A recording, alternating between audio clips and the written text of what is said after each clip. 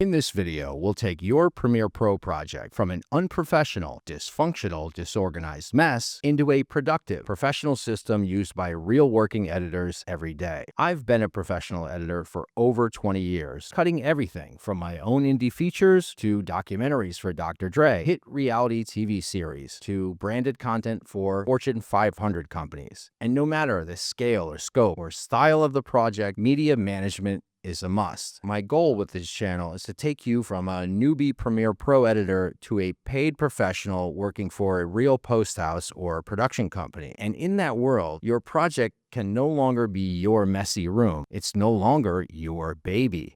It gets passed around like a cheap whore between editors, assistants, post-producers, colorists, and sound mixers. That's why your media must be organized in a way that makes sense, and not just to you, to anyone opening it up cold for the first time. As an example, for this and future videos, I'll be using a reality TV series I'm currently producing and editing. It's got tons of field media, acquired media, music, graphics, sound effects, all the elements that make good media management necessary for large creative projects. You can download my folder system and Premiere Pro project in the link below, or just create your own as we go along.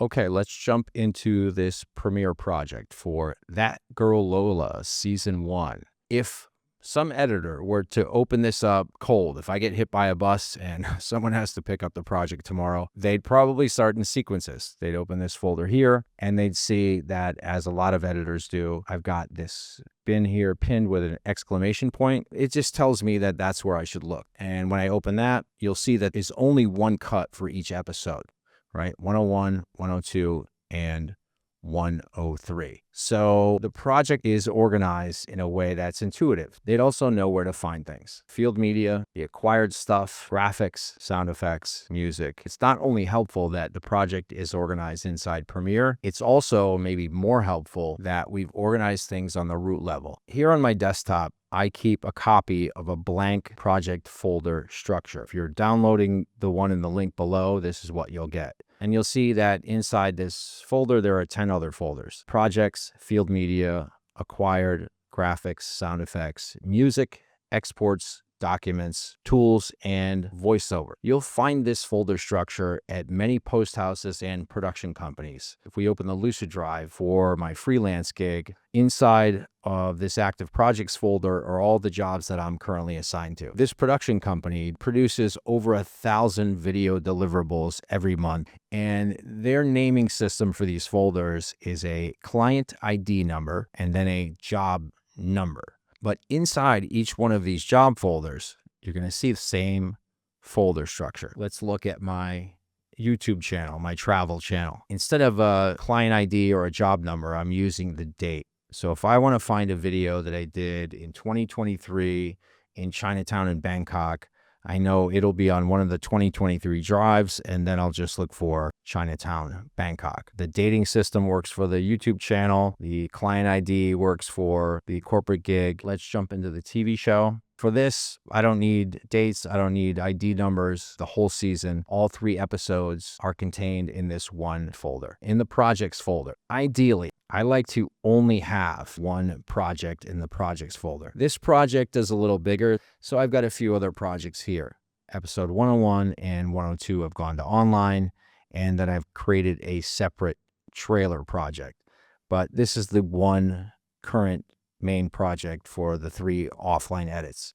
The old folder is a way to sweep all the stuff that's irrelevant under the carpet so that you know it's there, but a brand new editor opening the project, they don't need to see that stuff. In field media, we've got folders by date for every day of production. And I actually send this folder structure to the DIT that's on set during these shoots, production all the way through post. We're using the same way to organize our media. In each dated folder, we're going to find one for audio, one for video. In those, we're going to find the name of the sound mixer and the name of the DP or the camera operators. A few months from now, if I'm having problem with that media, if I need a backup copy, I want to know who shot it, who recorded it. This helps with accountability. Number 2, acquired. This is any media that was not shot in production. In the case of this reality show, I've ripped videos from the star's YouTube channel. I've got photos for their background packages. I've pulled some stock from Pexels. In graphics, I've got all the stuff that I've created for the show in After Effects. We sent a rotoscope project out to a rotoscope house in India, and here's their work. We've got stuff from a graphics house in Brazil. We've got the studio graphics and bumpers. Sound effects and music. The biggest mistake editors make here with sound effects and music is that while they're creating a project for a client, they don't make a copy of those sound effects and music and put them into the project folder. I have a main hard drive where the music for this show and other shows for this network lives. The easy thing to do would be to pull from that main internal hard drive for each show or each episode.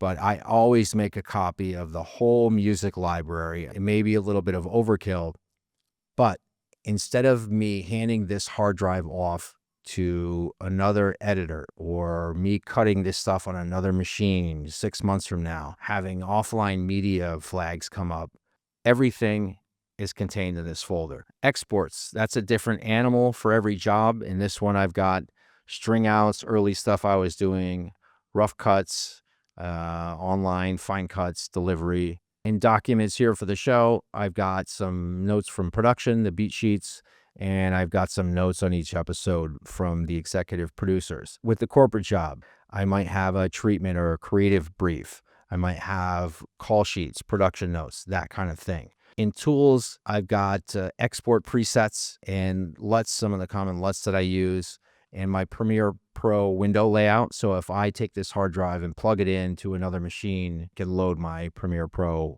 window layout and then VoiceOver.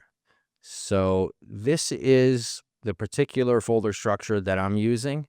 Different post houses, different production companies, they have a similar but probably slightly different version of this. That's our folder system here on the root level. Let's jump back inside Premiere Pro and see what it looks like there. And to do that, if you've downloaded my free folder system and project file, you can just go into that folder, go into projects, go into Premiere Pro, and I've got a project template set up for you here. Inside of Premiere, we'll see some familiar faces now. Right, we've got the field media, acquired media, graphics, sound effects, music, and VoiceOver. What's missing, obviously, are exports and documents. We don't need those inside of a Premiere project. And instead of 00 projects here inside the project, we got 00 sequences. Okay, let's jump into the project for That Girl Lola, our 3-episode TV series. And in our sequences bin here, which we looked at earlier, you'll see that I've got offline episodes. Here's the old folder. I've got for Brandon. This was stuff the story producer sent me as we were working out the original story cuts. In string outs, this was the origin of the project. This is what the AE did. And there's a string out with group media from each day of production. The work folder, you'll see this in a lot of professional environments where you've got different editors working on the same project. They all have their work folder or put their initials on it. In field media, this will look just like it did on the root level. Here's the day that we looked at. In audio, there's Nick, the sound recordist. And in video, there's Greg, the DP. And there's his camera A, and there are his folders. Premiere Pro looks just like the root level, and there's no confusion as to where anything is. I'm currently working on this TV series and a few others remotely from Cambodia. The assistant editor and story producer are in Los Angeles. Sure, we could all work in our own creative mess in our own version of the project just to get things done fast. But when it's crunch time and it's time for delivery, we'd be drowning in chaos if we didn't keep things in the same places. And I think that delivery part is when we get paid. Yeah, so it's kind of important. Your job as a professional editor isn't to just edit well. It's clear communication and good organization. The post super at my corporate gig keeps reminding the freelance crew on our weekly calls he hired us because we're all good editors. What's likely to get us fired would be sloppy project files. In fact, he's cut a few of the freelancers from the roster for that very reason. They were wrapping and turning in their projects and had media that was still in their downloads or on their desktop. So this may seem like sweating the small stuff, but if I could help you make the shift from cutting projects for yourself or your buddy's YouTube channel to becoming a paid professional at a post house or production company, you'll need to keep things organized. And if that becomes your problem, well, maybe I've done my job here. In the next video, I'll start to walk you through my actual editing process, from selection string outs to radio cuts and rough cuts, to graphics, music, and color, and making delivery. And I'll use this TV series as an example. If this helped you, please hit the like and subscribe buttons, turn on your notifications, and don't forget you can download my folders and project file in the link below. That's going to do it for this video. I'll see you in the next one.